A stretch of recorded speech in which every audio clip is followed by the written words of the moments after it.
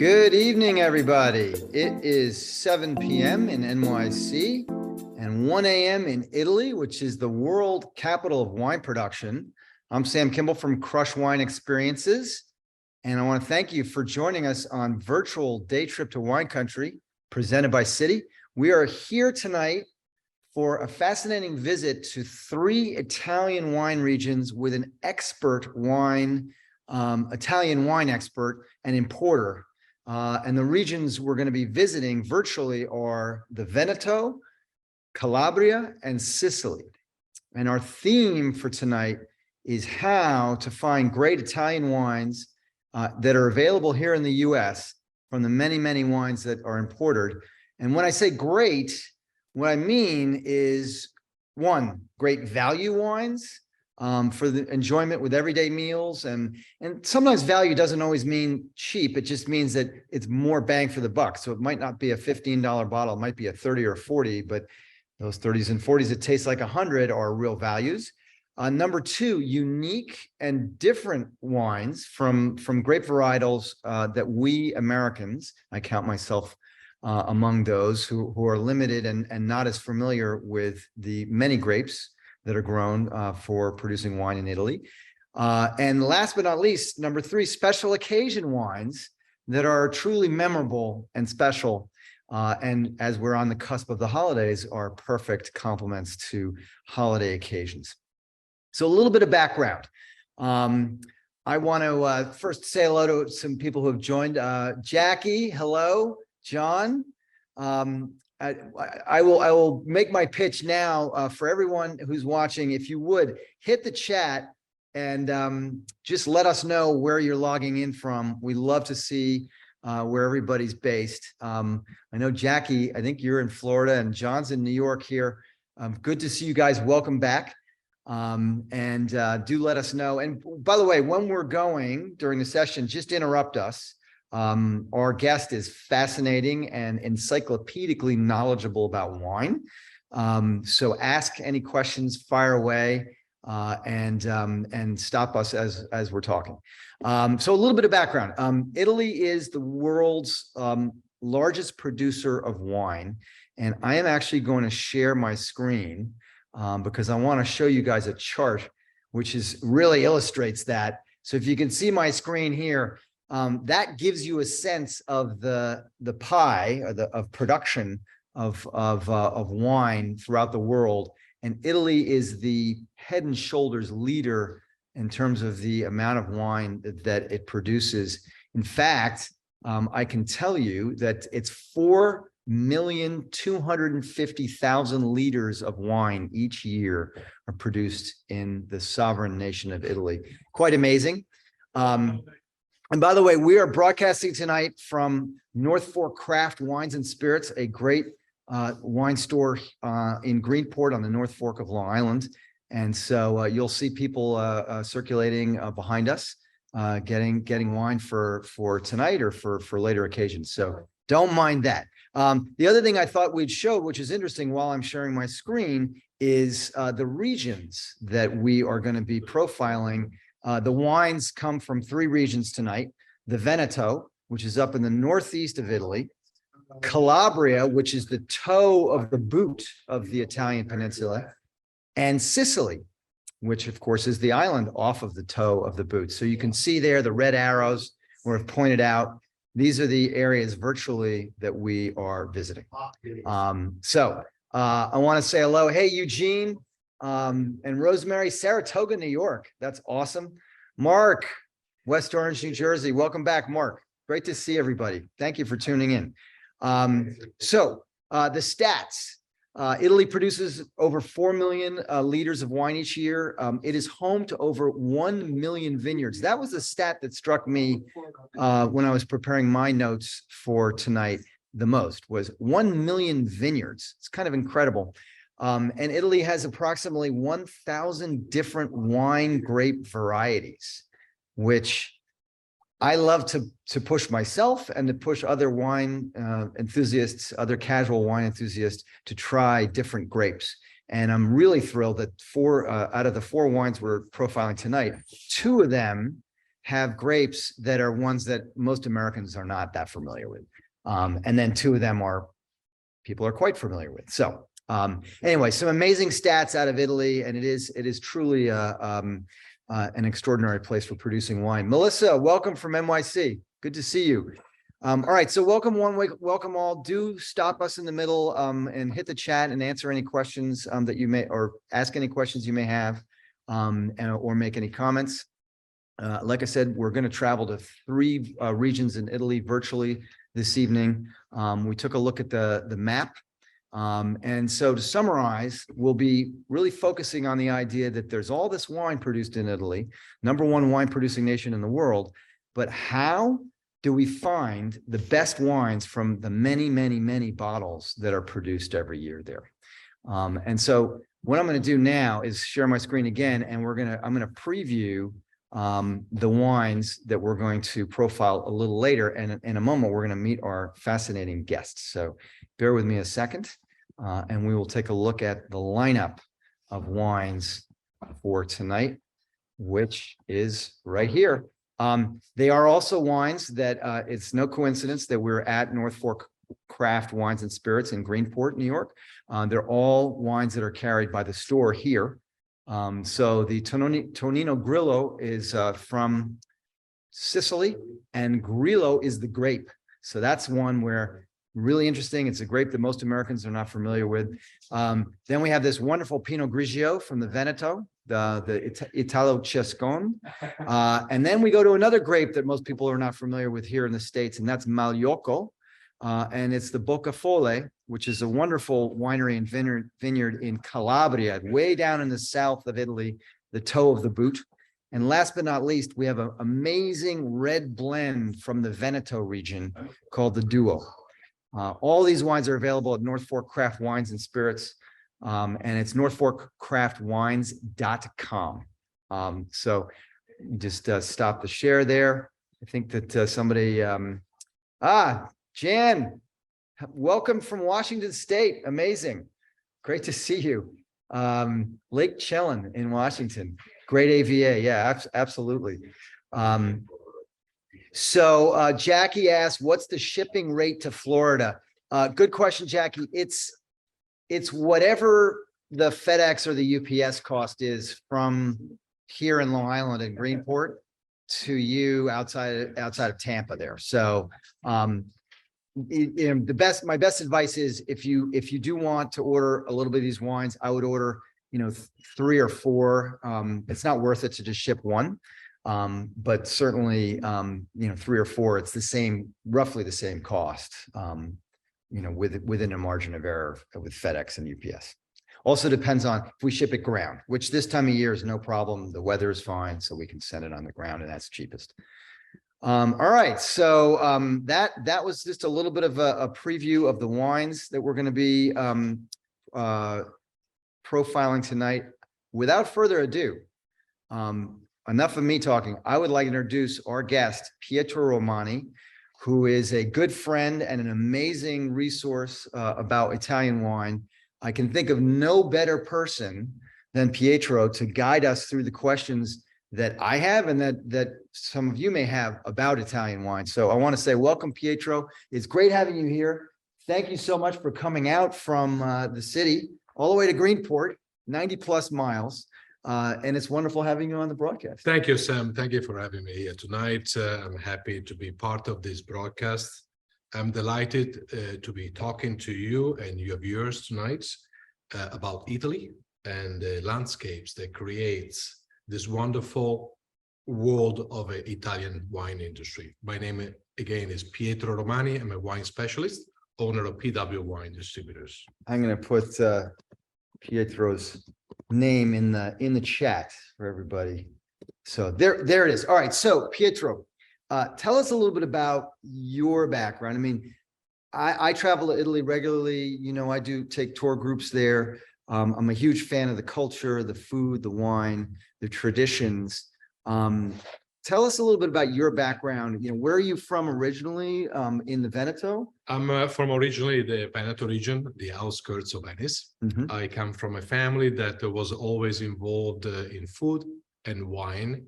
we had a restaurant business. And so as a little young boy, grew up with my family, having to be innovative in recipes. So trying new foods and new recipes, along with pairing new wines. And at what age did you get behind the stove and start to actually prepare food? So the age, I believe I was fourth or fifth grade. So my mom 10 years old. My mom had to call the teacher and say, unfortunately, Pietro won't be able to make it to school. Teacher was a little bit worried. Say, is everything okay? Yes, it was only helping in bottling some of the house wines that we were bottling for the restaurant. Oh, wow. And unfortunately, as little kids that we were trying to help out dad and mom, we were also sipping the wines. So that was at age of 10. And I got a little dizzy and headache. So I had to skip school for that day. I did not touch a sip of wines for the next 5 years after that. So that's very interesting. I want to go off piece for a second here. Restaurants and especially family-owned hospitality establishments in Italy will often have their own wines that they make just for their place of hospitality, for their restaurant. So we go back to 1970s and 1980s, a little bit of a different time than today's date, when we exploded from red table wine to having recognized the single varietals that we have throughout Italy, which is about 1,100 indigenous varietals. 1,100 indigenous grapes. Yeah. So, at that time was a table white wine and table red wine. But thanks to the Antinori family, thanks to Tignanello, we sort of landed on the map to be a winemaker. And as you see the stats today, millions of bottles produced. And now that million bottles produced, also be recognizing the indigenous grapes. And that is the beauty of it. I mean, bringing in out of the box what we call Cabernet Sauvignon, Merlot, Chardonnay, Sauvignon Blanc, and now bring into the table a Magliocco, bring into the table Terraldigo, right. Indeed. So that's where we are at. We are at a turning point for the industry. Beautiful challenge for the whole industry to be able to say, what do we do and how do we accomplish this? How many of the 1,100 wine grape varieties that are indigenous and that still grow to this day in Italy are actually in bottles of wine as single varietals in Italy or exported elsewhere? So that comes to the question that how do we market this? Because mostly we can bottle this, but now we also need to position it on your table. We need to be able to bring it in front of the consumer. And that's exactly what we do. We scout, we look for the expression, the terroirs, territories, and the varietals. And now we say, okay, as leaders on the industry, we say, what do we present and how we do this to the consumers? And that is about education, promotions. Many of these varietals are now single varietals, and you'll be surprised to find 800 wines, single varietals in a bottle. So the 1,100 grape varieties back in the day, 50, 60 years ago, they were just used to make blends. Red table wine and white table wine. Nobody knew about Terraldigo or Grillo or Magliocco or all these interesting varieties. They just got put into tanker trucks and shipped around the world. That is absolutely correct. Got it. Yep. And so interesting. Very, very interesting. All right. So how did you go? How did you go from being in the family restaurant business into the wine business? So as a young age, I was always intrigued about traveling. And in 1986, I recall leaving Italy and say, okay, I'm going to America in vacation and to see what New York is all about. So fascinated with the country and all that, I decided to call my dad and mom and say, hey, I was already 22 years old. And I said, I think that I'm going to give it a try and stay here in New York. All right. My background was in food and beverage, Mhm. and just finished the hotel management schools and in Italy. And I said, I call up a company in Bologna, which is Hotel Baglioni. Mhm. It was one of those beautiful properties that just opened in Park Avenue in the 80s. Yeah. And so I got a job as a food and beverage manager. So here I am, following the trace and the footsteps of my dad that was pairing food with wine and discovering what's abroad, what's across the ocean. And now bringing the expertise that we learn and we were brought up as children in the family, now we put it to work. That's great. So now the Baglioni, so for anybody, there might be a couple people who are with us on the broadcast who have come with us to Italy on the tours, Okay. or maybe thinking about coming in 2023. Is it the same Baglioni as the Hotel Grand Baglioni in Florence? Absolutely. Yeah. That's where we stay. Yeah, it's absolutely a 5-star property. Is that a good hotel? Absolutely. You like Beautiful, it? All right, beautiful good. properties. I mean, I like it. I've been there. And they have properties throughout Italy. Yeah. And Florence is one of them. Absolutely beautiful places. Excellent. All right. And so from there, I want to ask you, how many wines do you import today? So you've taken this winding road from the hospitality world in Italy to New York to being in food and beverage director and hotels. How many wines do you import today? 2004 came the opportunity to open up this company, which is PW Distributors, and to be an importer and distributor. Mm-hmm. We went from 3-4 SKUs and tried out these new items for the market. Like a Canonau at that time, I remember, from Sardinia, and bringing in 100 SKUs to 200 SKUs to today's day, 20 years later, we have about 500 SKUs, Wow. 500 wines in the wine. And mostly my expertise was because I catered that portfolio to be more indigenous grapes, more than classic varietals like a Cabernet Sauvignon and Sauvignon Blanc, and what we call the international varietals. I was more catering to restaurants, become more a specialty for wine list. And that is what a SOM is looking from us. Right. A SOM comes to us and says, Pietro, what do you actually have that can be of interest to our wine list? That we can add on the value. So, and that is why we keep on increasing the SKUs. We keep on finding new products that would be unique. And many of the producers, including the ones that we're going to be profiling the 4 wines tonight, are small wineries. Yes, absolutely. All the wineries that we represent, they are small wineries. The target for us as an artisanal wine importer and distributors would be about 20 acres of land per family, per winery. That creates 5,000 cases of wines a year, 6,000 cases of wines a year. And I say that because that is the profiling that we have, that if they go to a major importer, won't be able to fit into the profile. They'll get lost. They go lost. They get lost.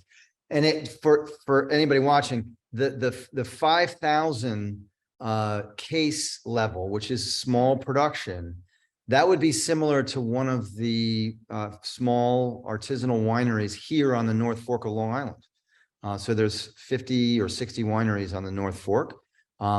Many of them are 3, 4, 5,000 cases. So if you're familiar with that type of a place, most of Pietro's portfolio and the wines that we're profiling tonight fall into that category of being a small craft producer of wine. So Jan has a question to ask Pietro if he knows whether his company imports to Tacoma in Washington. Do you send wine to Washington State? No, we are a small company that we sort of limited ourselves to the New York market.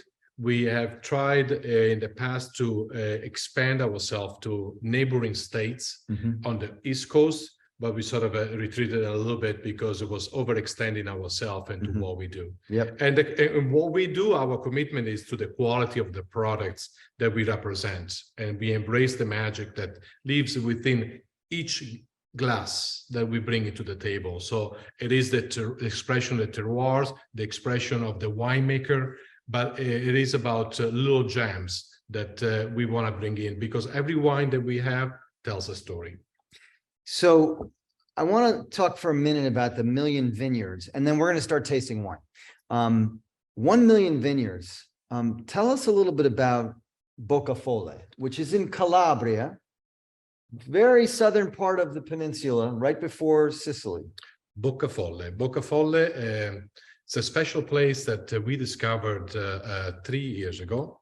It was a group of 21 people, all friends and families that we have known for a few years. And we decided to take this trip to Alto Monte. Alto Monte is, the name says, the peak mountain, the peak of the mountain is on the west side of Calabria. So Calabria, you're most famous for Ciro wines, which is on the Adriatic Sea. Now, Alto Monte and Magliocco is one of those indigenous grapes that are very rare to find and very old vines. Were those Magliocco? This is the Magliocco grape. This is the dark fruits that you have. And that's the landscapes. I mean, here is a plateau on top of the mountains. I mean, all granite, beautiful 1,500 feet of elevation, great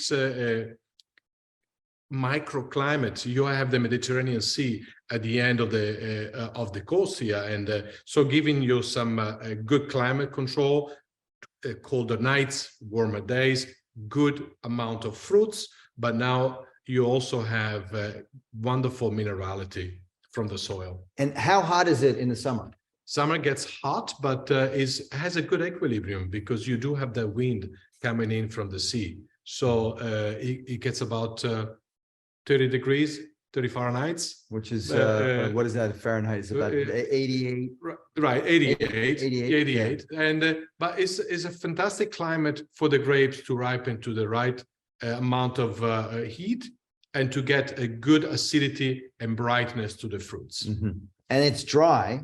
It is absolutely dry. So, yes. are they dry farmed or do they irrigate? The dry farm. Dry farm. Yeah. Wow. Yeah, that is the challenge that we have in the south, the drought. Right, because it can be very, very dry. Absolutely. Yeah. Interesting. Yeah. Very interesting. And very low in pesticides, so they become sustainable wineries. Right. So minimal intervention.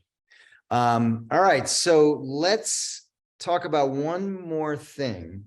I think you addressed this a little bit, but my goal, selfishly, is there's so many great Italian wines, and there's such a huge quantity of wine that comes out of Italy and that gets exported to places like the United States. How do I, as a casual wine drinker and fan, find the real gems? What's the best? And how do you pick them? Because you're the one picking them, and then I'm the one getting, because you put them in a store or a restaurant. It's a good question, Sam. The growing demand by the American audience and consumers that they starve for knowledge. And for me, embracing that as part of being in the industry, I have to embrace that, because without that, we will not be here tonight talking about indigenous grapes, right. Selected varietals. It is about listening to the consumers, what they're looking for, and bringing it to the table and say, there's more to it. So we are thinking outside of the box. So we are looking for products that fits the profile of the American palate. What is the American palate looking for? So we are trying to now be natural wines, so more sustainable, try to be sulfites free. We're trying to be looking for organic grapes, also the type of wood that is being used in the winery to age the products. We Italians tends to have traditions in aging in stainless steel. We lately see also old traditions in clay and cement vats. Yeah, it's very interesting. And that goes back to Greek time. So we see a lot of history brought back to interventions in wineries without altering the flavors of the wine. So once we find these products that as we travel, because it starts from the northern part of Italy all the way to the tip of Sicily, and finding these varietals. And every day I stumble on something new. And I say, this will be great for the American market. How often do you go to Italy? Well, pre-COVID, it was about at least a couple of times a year. There is one major show in Verona. That's where you all gravitate there. We all meet there. And What's it's it called? The Fiera di Verona, which is the Vinitaly. Vinitaly. The Vinitaly. And that takes place at the end of February. You have... You're going this year? Yes. Yeah. That's right. So, and we have about all the best wines produced in Italy. And they all gravitate under one roof. So it is about 3 days of wine tasting. At the end of 3 days, your palate is completely shot. And at the end of the 3 days, you don't want to taste wines for the next week.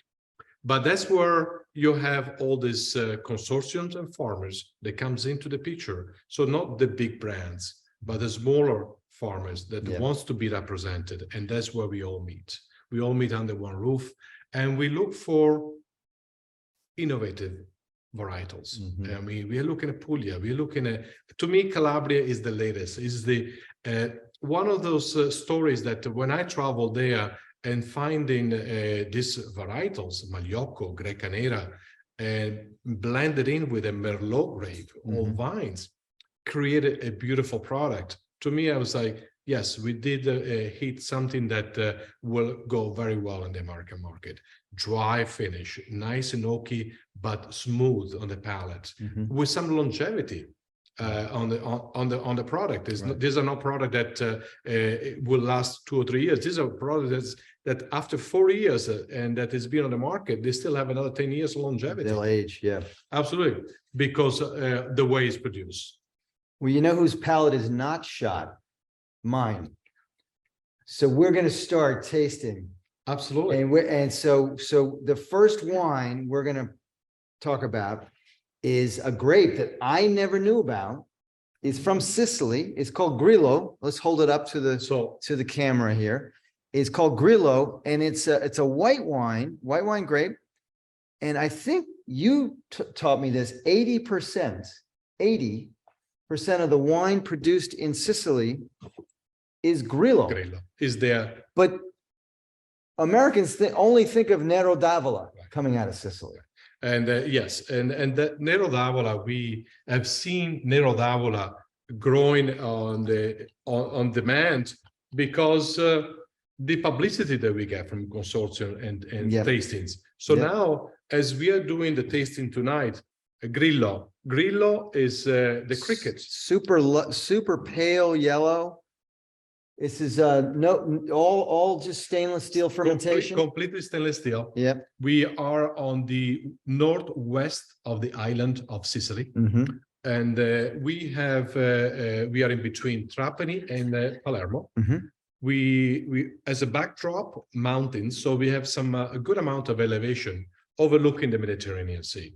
So again, we created a good microclimate to get this beautiful nose, the fruits that we get on the nose, which is jasmine and citrusy notes and a little citrus on the backdrop.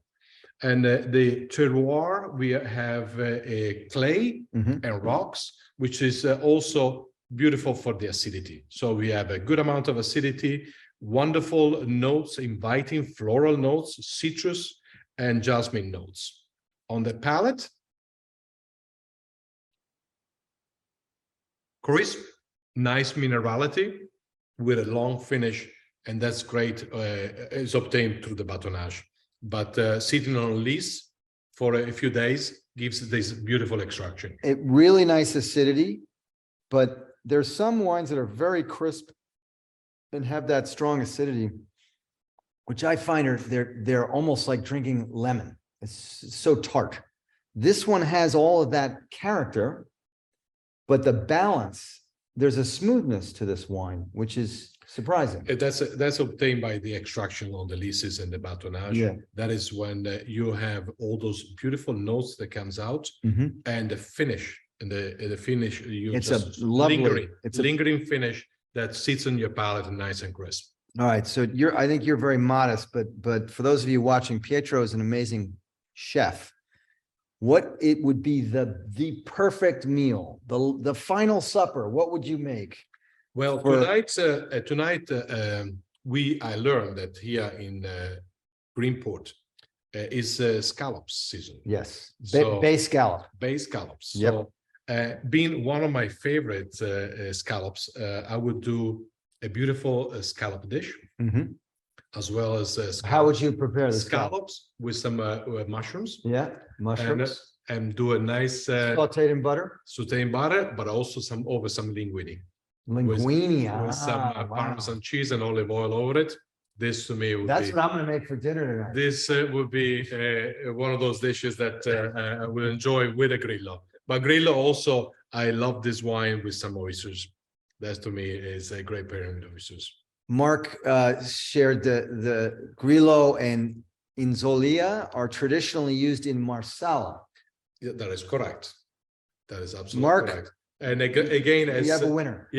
again, as Sam said earlier, these are all those lost indigenous grapes that went into bulk wines, and no one even knew what Yeah. we were drinking. Yeah. The Insolia, the Etna Bianco, the Grillo, the Catarrato, the Zibibbo. These are all grapes that you're going to be sampling in Sicily while traveling Yeah, within hours. it's amazing. And it is a beautiful discovery that finally the government, through the government help, they say we want to replant all of this.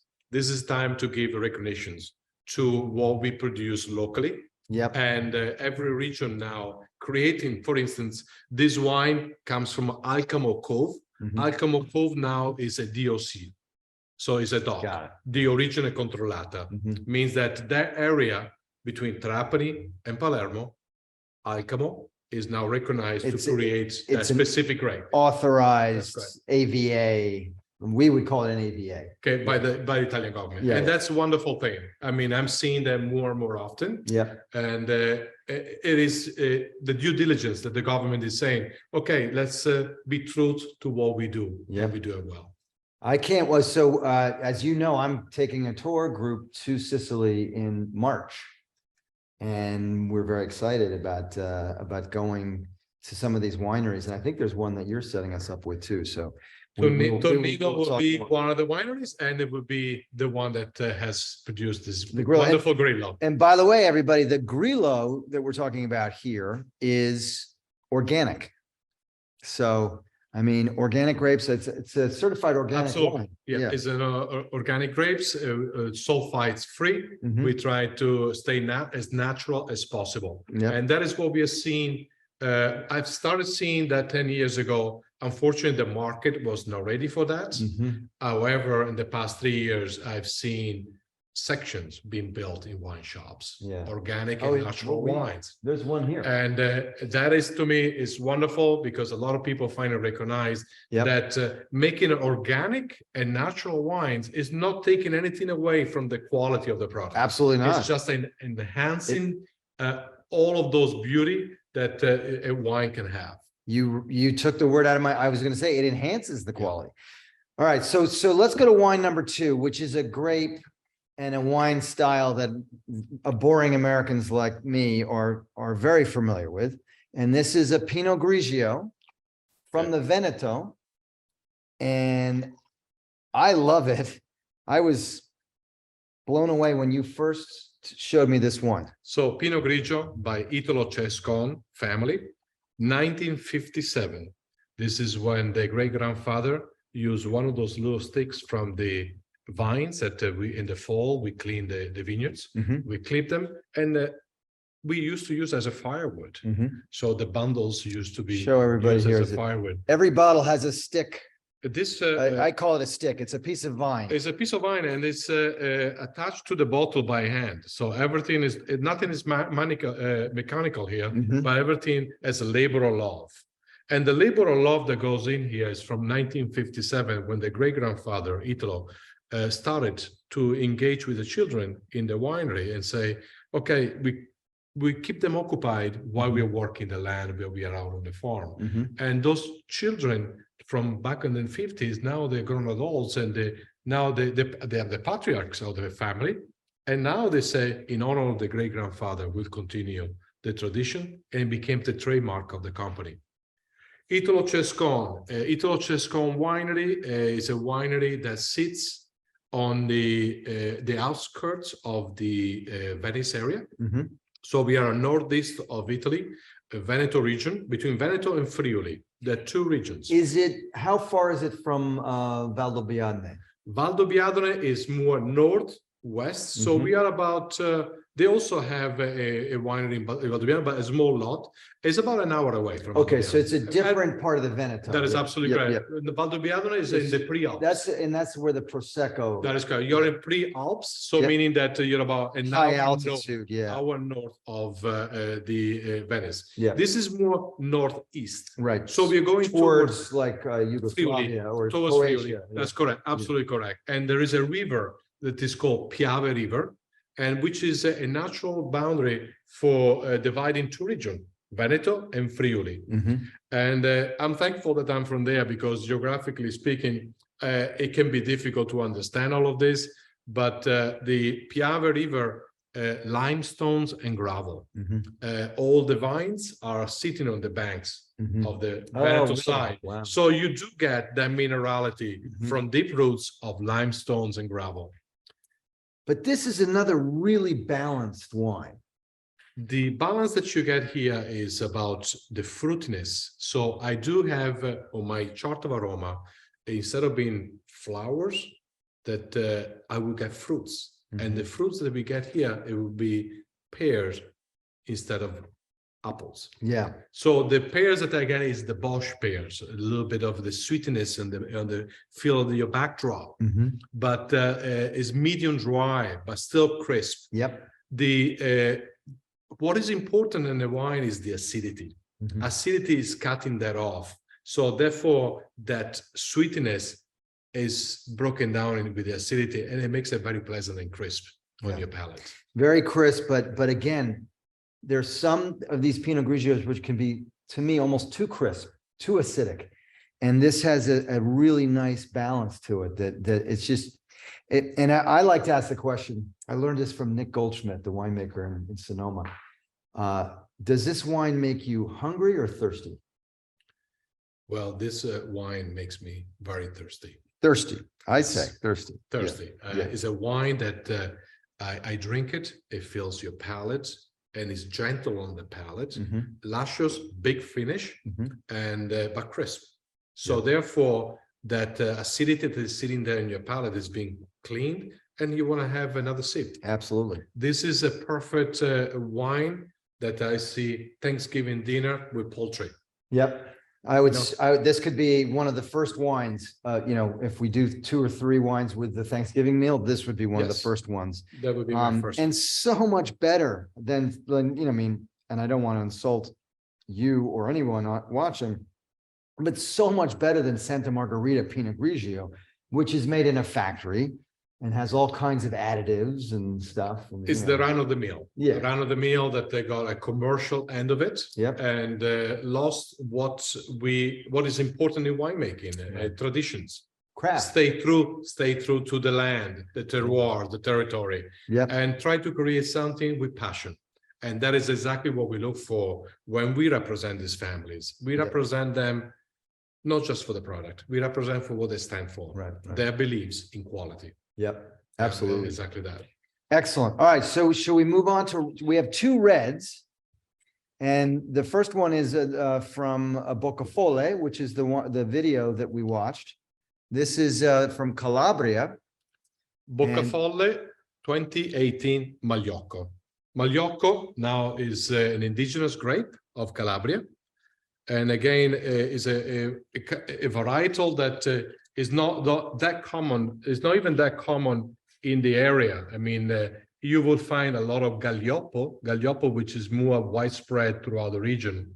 Magliocco is more elegant, refined grape, hard to grow in the area. And we see here old vines of Magliocco.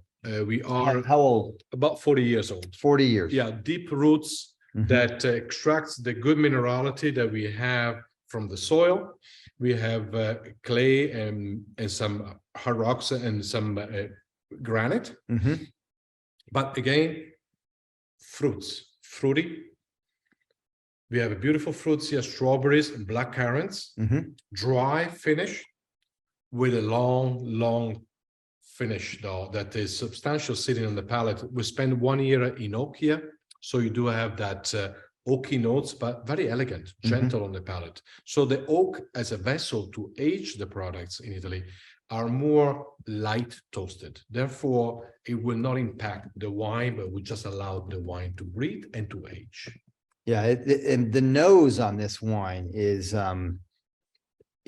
extraordinary. I mean, it's this big, full bouquet. And look at the color, dark. Full body red wine.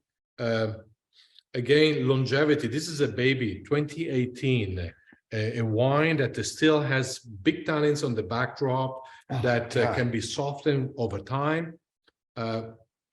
It smells so good. I almost don't want to taste it because it's just the bouquet is amazing. Little astringency on the palate, and again, tannins that are vivid, nice. Wow. But that would be cured over time. Wow. But, it's a wine that I can take this with red meats, wild boars, and games.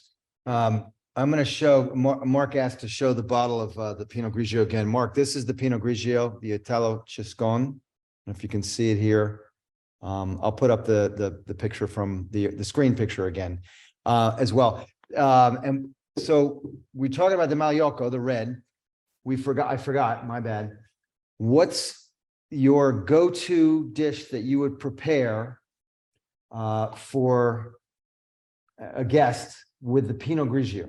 Pinot Grigio, I would say. But with this Pinot Grigio? With this Pinot Grigio here, which has hints of citrusy notes and a little pear with a full body finish, I would see poultry.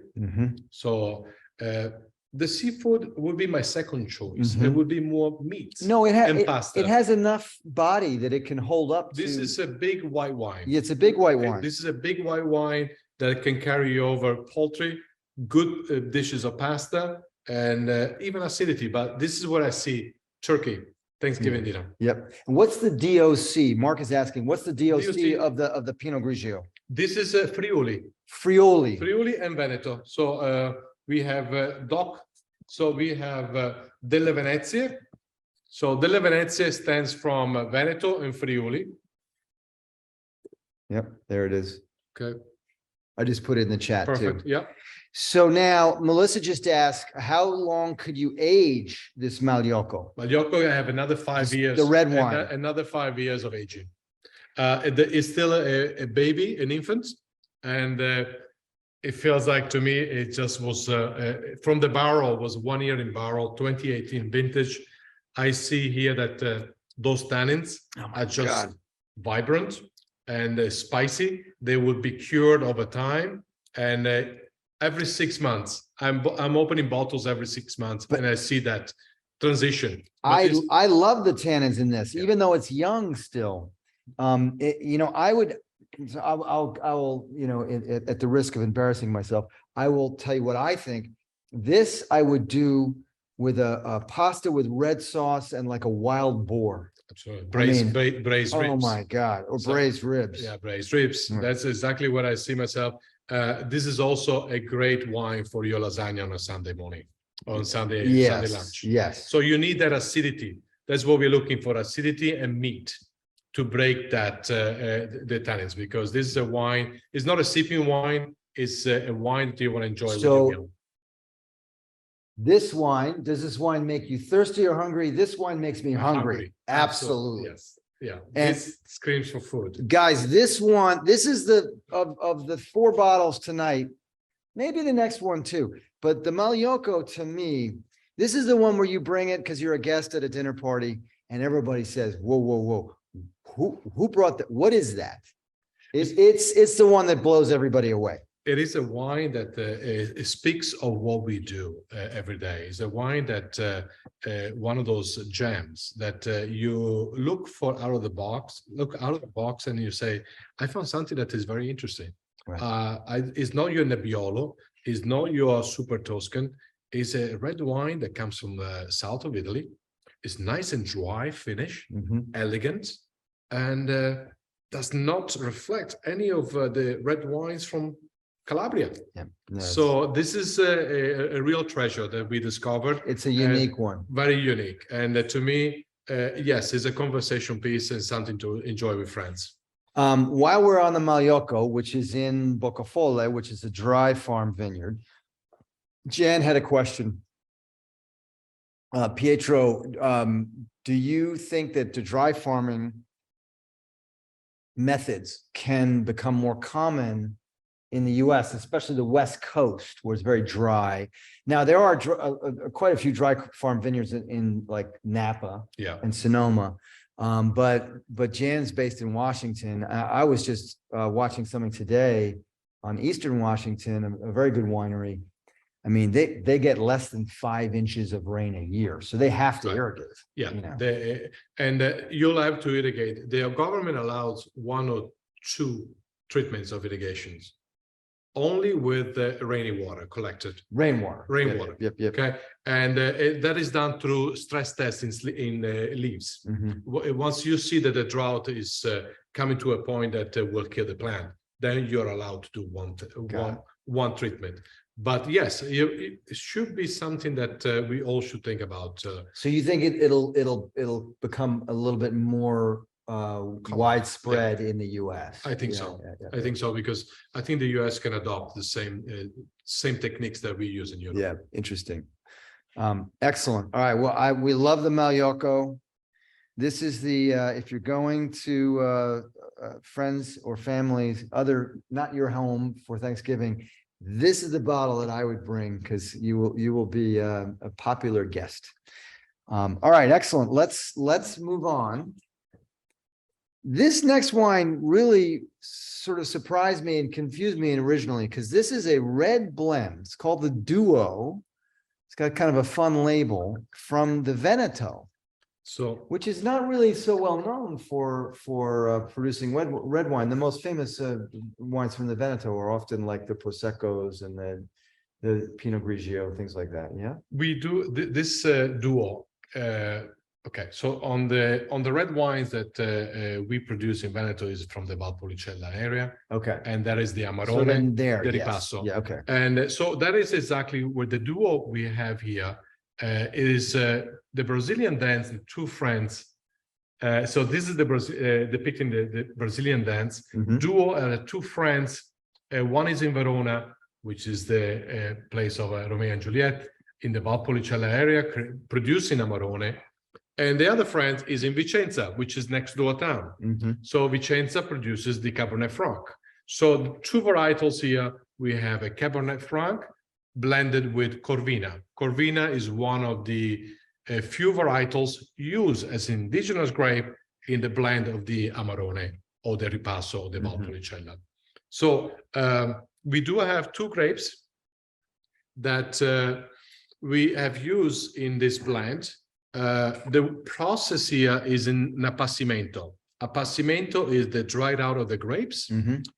They clip the clusters on the vines. They let them dry out for a few days. Therefore, you have that water release, and you start having those clusters to become a little bit raisiny. That's how you get this raisin notes, very dark fruits.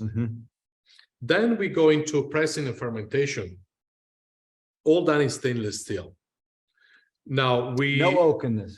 We spent 3 months in a big barrel, Slovenian oak, just to give that slightly hints of oak, but light toasted. Therefore, you will not even feel the oak. Here you feel those prunes, the apricots, the darker fruits, because the appassimento, that is what we call the dried out of the grapes, just like the Amarone style. This is a little fuller bodied, full body, than the Magliocco.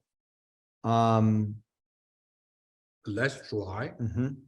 Yes, less tannins. Yeah, less dry. Very smooth on your palate. So this is a very drinkable wine that you could have this before dinner. That's correct. You could have this almost as an aperitif. As an aperitivo. It can be your beginning of the night or even at the end Mhm. with some cheese. Yeah, You know, absolutely. this is one of those wines that say, does it call for food? No, it doesn't call for food. I can be enjoying this wine Yes, by yes. itself and just have a little nibble. To the perennial question, does this wine make me hungry or thirsty? It makes me thirsty and hungry. Yes, brings in both options. 14.5% of alcohol, so high in alcohol, Mhm. and that is obtained through the appassimento. When the Mallorca, I believe, is 13. It's actually 14, the 14, Mallorca. so Yeah, yeah. higher in alcohol as well. Again, raisins, prunes, those dry prunes here. That's what I Yeah, get. it's delicious. But nice and smooth on the finish, very soft on the palate, very soft on the palate. Gentle tannins, and that's a wine that to me is like drinking is slightly chilled. Mhm. It would be Now, great. when you do pair it with food, what would you do? This again is a wine that because the balance of acidity Mhm. has a good equilibrium and a good lush, Mhm. and the finish is luscious. I would say that pasta. Yeah. That's what comes to mind. Yeah. Pasta. Again, some even some games, some even some lamb. If Yeah. you get some lamb that is grilled lambs. Right, light meats. Yeah, light meats. Yeah, yeah, absolutely. Will you come back and can we do a tasting where you cook? That might be a possibility, but Might be a possibility. might be a possibility. That guys, that was maybe. That was like maybe not. All right.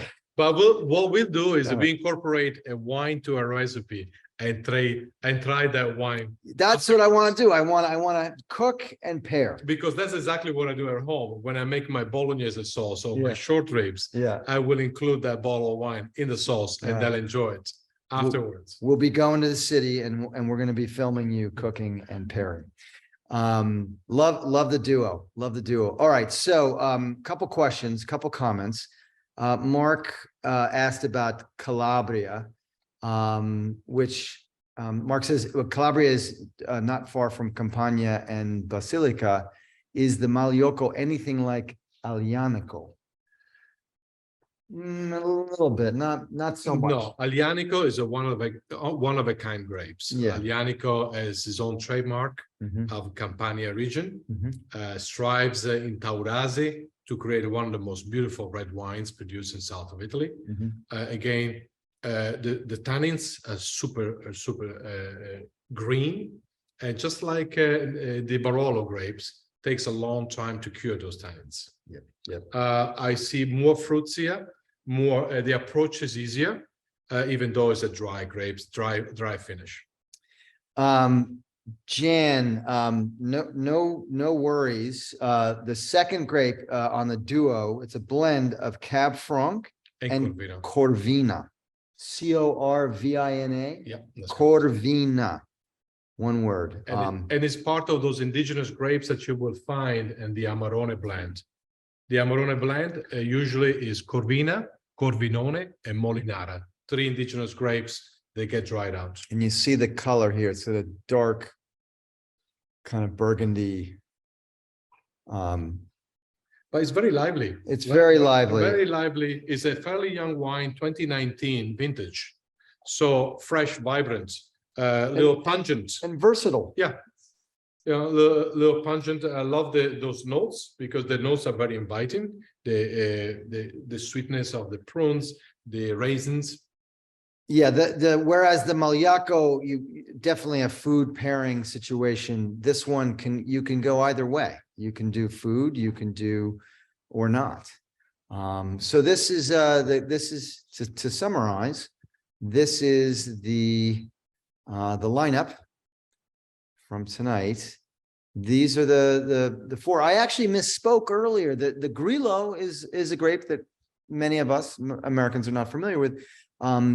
And when I said that it was 2 of the 4 had grapes that were like that, I was only partially correct because the duo with Corvina, that's a grape, people don't know. So that's, we're also expanding our palate with tasting the duo and profiling that as well. So, anyway, this is what we reviewed. Everything is very price accessible. That's one of the things I love about Pietro's portfolio of wines.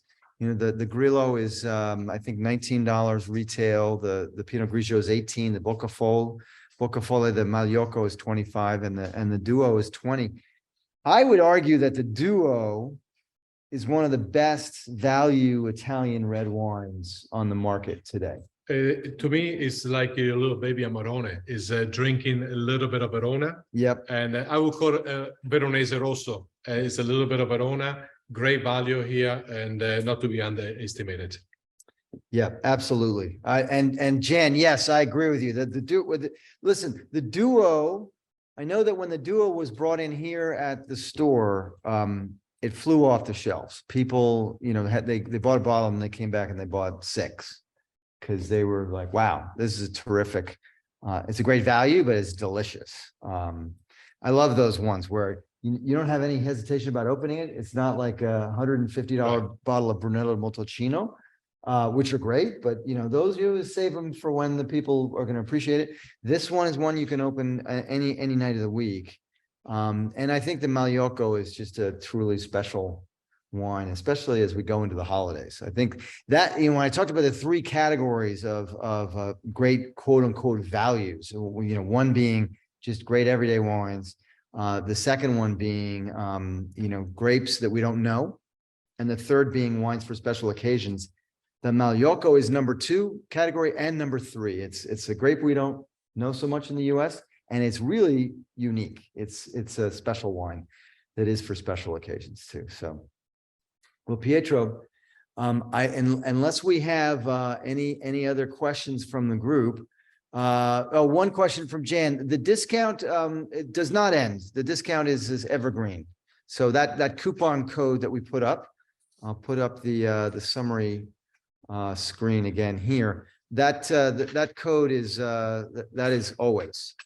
And it is, my bad. Let me show you the code. It's right here. It's CWXP10. That is the coupon code. That'll work for anything at northforkcraftwines.com.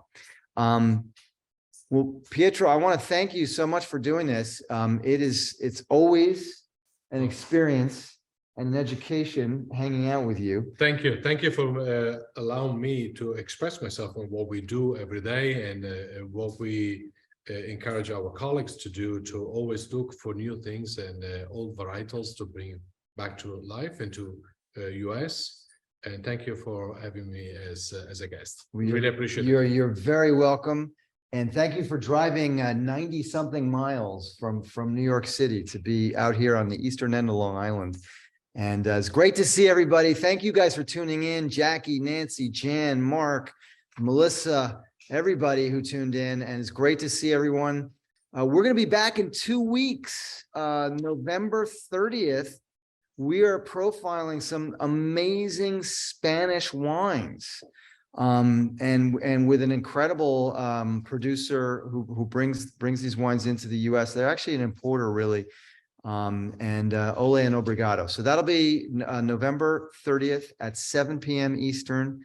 And so you'll get an email and you'll be able to sign up for RSVP for that. John had a question. Did Wine Press or Dan's Papers contact you for an interview for publication? No, I don't think so. Should we know about that? We would be very happy to talk to the Wine Press and Dan's Papers. We love both of those publications. So John, let me hit me up offline. Let me know. And I second Nancy's salutation. Happy Thanksgiving, everybody. Happy and healthy and safe Thanksgiving. And we will see you all in 2 weeks, I hope. And looking forward to the holiday season. Happy Thanksgiving, everyone. Take care, everybody. Thank you for tuning in.